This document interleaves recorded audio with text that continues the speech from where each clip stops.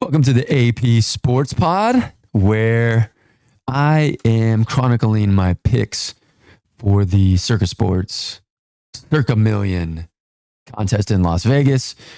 I usually do a quick little recap, and then I will give you my picks for the current week. So let's take a quick look back at week 2. Losing week, not a good week. 2 and 3 is not making money, obviously, and it's not even close to being competitive in these contests. So we've got to do better. Starting off with the Titans and the Chargers. I had the Titans +3 at home in their home opener. This game was about what I expected. It's what you're going to get every time you pick the Titans. The Titans are going to grind it out, play close football games. I love them as a dog. I don't love them as a favorite, but I've said this 100 times on my show so far. They have an identity. They know exactly what they're going to do, right? They've got a tough, limited quarterback who potentially is mistake prone. They've got a running game they want to utilize as much as possible. And then they've got some decent wide receivers who pose a threat.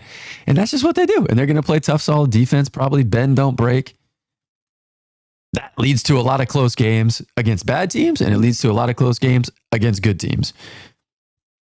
They covered the spread, won outright in overtime against the Chargers. We will take that. The Bears at Tampa Bay, and I said this last week, I hated this pick. How in the hell can I take the Bears? What did it tell me? I still don't think the Bucs are very good. And I certainly don't think the Bears are very good. And so they blew it. It was 2.5. In some places, the line went to 3. Obviously, if you like the underdog, you'd rather have 3 points. And there they were. The Bears were down 3 late in the game with the ball. And Justin Fields throws a pick 6 from his 2-yard line. It's just... You know, if that were Mahomes, that barely ever. It's the Bears. They stink. I don't know how anybody thought they were going to win 10 games. Adam Rank, 12 games. Bears are going to go 12-5. The hype around the Bears. The Bears suck. They're awful. They're double-digit dogs this week. Watch, all of a sudden, Justin Fields will run 15 times for 175 yards today, and they'll lose to the Chiefs, or tomorrow, and they'll lose to the Chiefs 31-28, something crazy like that. Chiefs and Jags, thought this was going to be a competitive game. I think it was a competitive game, although if you look at the score at the end, I think Kansas City could have tallied on another touchdown to make this a wider margin. But I mean, Chiefs minus a field goal, you're going to take that probably almost every single time. I like the Jags. Some people, if you watch the other show, if you watch our Westgate Super Contest show with Filthy McNasty, he's out on the Jags. He's not big on the Jags, at least right now. He wasn't heading into the season. Win total of 10, maybe that's a little high. But if you're going to get the Chiefs and you only have to give a field goal against pretty much anybody, probably not a bad idea to take the Chiefs. So we cashed that one. Jets and Cowboys, this was just turned out to be a bad pick. I do think the Jets have a legit defense. I think 8.5 points is a lot for a team that has that good of a defense. Maybe Zach Wilson is worse than I thought. Maybe the Cowboys are better than I thought. Everybody was talking this week. Oh, he threw 3 interceptions. It was the last 3 possessions of the game. It wasn't like his interceptions really contributed to the outcome early on. So I think that might be a little overstated, but nonetheless, the game wasn't close. So that was that. And last but not least, the game that swung the week, in my opinion, Denver minus 3.5 versus Washington. The Denver Broncos, historically fantastic the first 2 weeks of the season at home, are now 0-2 at home. Killing me. Killing my picks, killing my futures bet on the Broncos, because now they're going to have to hustle against tougher competition to get to 9 wins. That's not looking good. This game specifically, you're up by 18 points at home, driving with the ball. And I think at that point, I heard this on a podcast, they had a 96% win probability. Okay, we've seen comebacks before. Have we ever seen a a team that's favored to win, up by 16 points, ready to go in and score again to potentially make it a 20-plus point lead, eventually in the game, be down by 8 points and need a Hail Mary at the end of the game just to try to tie it? I don't know. That is a pretty big swing for the Denver Broncos against a team that I don't think is very good, the Washington Commanders. I will say this. I was a little upset at the end of the game. Probably was pass interference or holding in the end zone. So maybe the Broncos should have gotten another shot at a 2-point conversion. If it goes to overtime, maybe they score a touchdown and they cover the spread. I don't know. That was the swing game. The losses were bad. The wins were solid-ish. And then it came to the Broncos and they just shat the bed. So what's done is done. Let's move forward. Here are my picks for this week with a little bit of analysis. First game, I'm going with the Vikings over the Chargers. What do I like about this? I think Minnesota is better than the Chargers. I think if they can cut down on these turnovers, they've got a pretty good squad. Right? I like the offense. I like Brian Flores defensively. They're 0-2. Okay, but what did I think they were going to be to start the season? I thought they would beat Tampa Bay, and I thought they would lose to Philadelphia. All right, so my mind on Minnesota hasn't really changed. I also predicted that the Chargers would be 0-2 heading into this game and lose.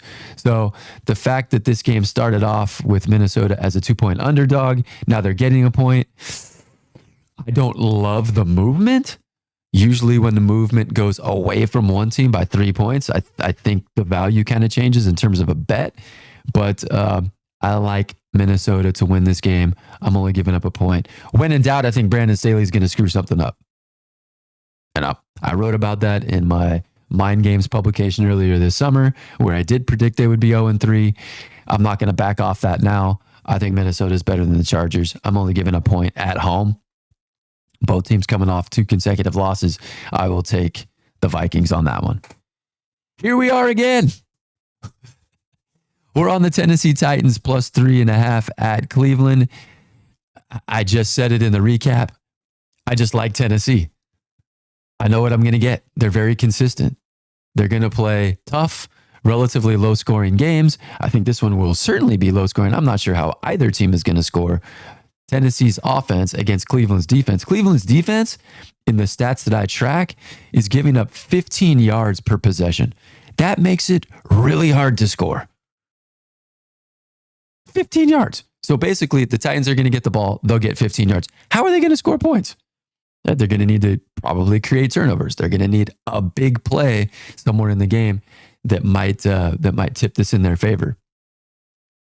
On the other side, Cleveland's offense has been awful. So Nick Chubb is out. Deshaun Watson hasn't been playing very well. I can't really name anybody else on their offense except for the tight end Njoku. So do they really have a dynamic offense? I don't know. And I try to keep thinking about this, that Deshaun Watson, even a good version of Deshaun Watson 3 years ago or whenever it was for the Texans, they were 4-12.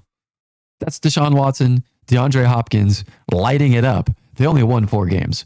So I think Cleveland's going to struggle. I think Tennessee is going to struggle. Could come down to, how many field goals you can make.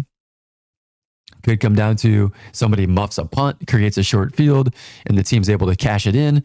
So in those types of situations, give me the points. I'll take over a field goal with Tennessee and a team that I like better than Cleveland. Game number 3. Let's go Green Bay and New Orleans. I like the Packers -2. Okay. Why do I like the Packers in this game? They're coming off a loss. The Saints are coming off of a Monday night win. We'll call it the Monday night B game win. So it was Monday night. The Saints are playing on short rest. They're traveling for the second week in a row, although New Orleans to Carolina isn't super far. And, New Orleans to Green Bay isn't the worst trip in the world. But it's 2 weeks of road games in a row. It's outside. It's on grass. Now, I did hear some stats that the Saints miraculously are like 70% against the spread in these situations. I don't know. I tried to get clarification. from where I heard that stat. How many of those games were with Drew Brees and Sean Payton? And how many of them have been post that era in New Orleans? I don't know. I didn't get a response on social media. So I like the Packers in this spot. Home opener, coming off a loss, a game that they were leading most of the game. So they probably could have or should have won that game. You've got the Saints, back-to-back road games. Short week playing off Monday night. Playing outside on grass for the first time. Derek Carr's career hasn't been great on the road. I think he's around 15 games under 500 on the road. Don't have to give up a field goal? I can see 24-21 Green Bay, and I'll take the home team and the points. Or laying the 2. Okay. I like that one. That one has required me to do a little bit of digging into some extra stats. So has this one. Detroit versus Atlanta. Atlanta is getting a lot of love. I think the public has been on Atlanta all 3 games. So this line opened up Detroit -6. Detroit did get banged up, so I do think that contributes to some of the line movement. But I checked the injury report this morning. The center is going to play, full participant in practice. Amon-Ra St. Brown, full participant in practice. So I like those 2 pieces on offense. There are a couple of linemen that are out for the Lions, but I don't know how good Atlanta's defensive line is. I don't know how good their pass rush is. I have no idea. Right? Do they generate a lot of pressure with 3 or 4 folks? Do they have to blitz a lot to generate pressure? I don't know. So in this case, I think early in the week, the injury news was bad for the Lions. The injury news is improving over time, and the line has shifted 3 points down to -3. Atlanta played their first 2 games at home. Let's see how they do on the road. Desmond Ridder hasn't had good success on the road in the past. I think the Lions are the better team. I think Atlanta might be coming off a momentum-generating win, but I think the Lions will be the best team that they've played so far. They opened up with Carolina.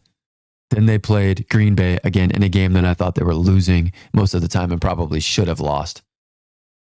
So I like the Lions here. There were some advanced stats that I was looking at with the Lions. I forget what they are off the top of my head. But again, I think this line is too low for this game.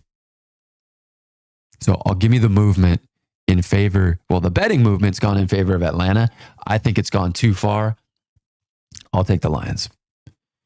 And last but not least, we're going to a Monday nighter. Usually don't like giving up this many points, but I'm going to take Philadelphia -5 at Tampa Bay. I said it in the recap. I don't think Tampa Bay is that good. They're 2-0, but I don't think they're very good. Right? They beat Minnesota. You know, Minnesota has been turnover prone. So, okay, Tampa Bay got a couple turnovers. Minnesota had 2 60-plus yard drives that they didn't score and turn the ball over. So they could have cashed those into touchdowns. They could have cashed those into field goals. Do we think the same about Tampa Bay? And then last week, they're up by 3. They get a pick 6 gift from Justin Fields, and they beat the Bears. Like, that's not an impressive win either. So again, for some reason, the summer line in this game was Philadelphia -7. I probably would have liked them at -7. And now it's down to -5. Has Philadelphia looked as dominant as last year? No. As I expected, because they have a brain drain. Now, they're getting some extra days of rest because they played last Thursday against Minnesota. Okay, so Minnesota's getting extra rest too. They're my top pick, or my first pick. I don't do these in like strength of my conviction. I do it in chronological order. So, I think the Eagles are good. I think the Eagles are significantly better than the Bucs. I haven't changed my perception of the Bucs at all. I think they've got a lucky win and they beat the Bears. That doesn't do anything for me. I think the Eagles are going to round into form. And again, you know, Minnesota turned the ball over a lot, but they were up double digits. They smacked the Patriots early on, got up double digits. They were beating the Vikings again, double digits. So is Tampa Bay the type of team that either has the coaching of New England, the strategic coaching of New England, No. Do they have the offensive firepower of Minnesota? No. And so I think the Eagles can go in there with double extra rest, going from Thursday to Monday, get their act together, and just put a beat down on Tampa Bay. I hesitate for one reason. I think the NFL likes the games to be close on Monday night. I'll hedge that by saying there's 2 Monday night games this week.